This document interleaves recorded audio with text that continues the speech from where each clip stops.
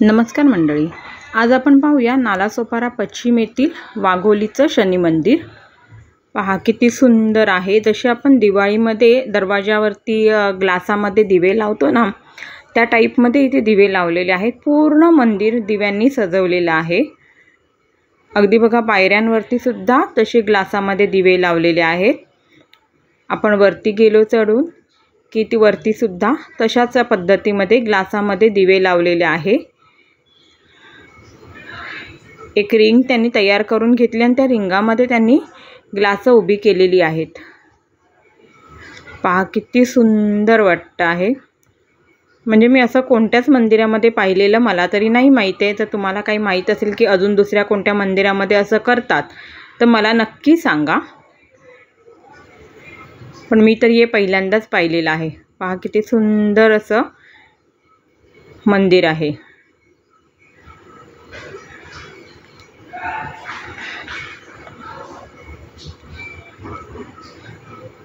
त्याच प्रकारे आतमध्ये सुद्धा अशाच प्रकारचे दिवे लावलेले आहेत। पहा किती सुंदर वाटतं। त्यानंतर बाहेर आल्यानंतर मुलांसाठी खेळण्यासाठी इथे विविध प्रकारचे झोपाळे आहेत, बैलगाडी आहे। पहा लहान मुलं इथे अजिबात कंटाळणार नाहीत।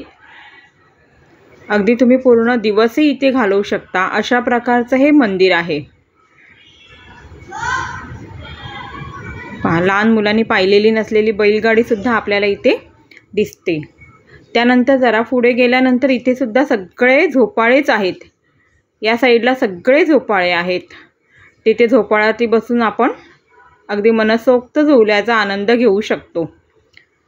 म्हणजे इथे आल्यानंतर मुलं अजिबात कंटाळणार नाहीत याची पुरेपूर व्यवस्था इथे केलेली आहे। तसंच आपल्याला भूक लागल्यानंतर समोर कॅन्टीन सुद्धा आहे। त्या कॅन्टीनमध्येही अगदी व्यवस्थित प्राईजमध्ये सगळ्या वस्तू मिळतात। अगदी फार काही महाग वगैरे आहे असं काही नाही आहे। हे आहे आपल्या बाळूमामाचं स्थान।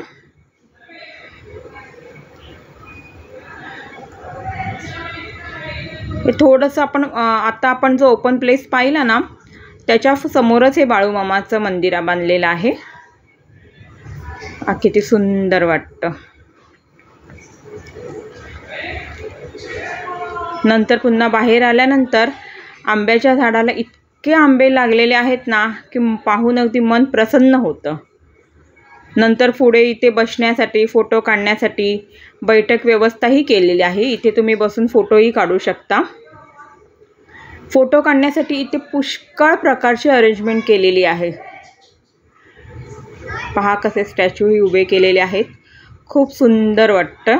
इथे गेल्यानंतर मन अगदी प्रसन्न वाटतं। अगदी आपण पूर्ण दिवसही इथे आपण घालवू शकतो असंही ठिकाण आहे। कारण मंदिरामध्ये दर्शन घेऊन झाल्यानंतर आपण बाहेर येऊन इथे आपण मजाही करू शकतो। फक्त कसं आहे मंदिर आहे त्याचं पावित्र्य राखलं जावं एवढीच विनंती आहे। पहा इथे सुद्धा बैलगाडी उभी केलेली आहे। हे सुद्धा पाहू शकता किती सुंदर वाटतं। हे सगळं पाहून झाल्यानंतर आम्ही इथे चहा आणि साबुदाणा वड्याचा आस्वाद घेतला। त्यानंतर थोडासा झोपाळ्यावरती रमलो।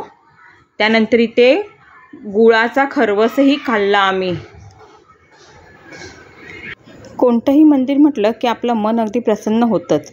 पण लहान मुलंही रमतील अशा मंदिराला नक्की भेट द्या।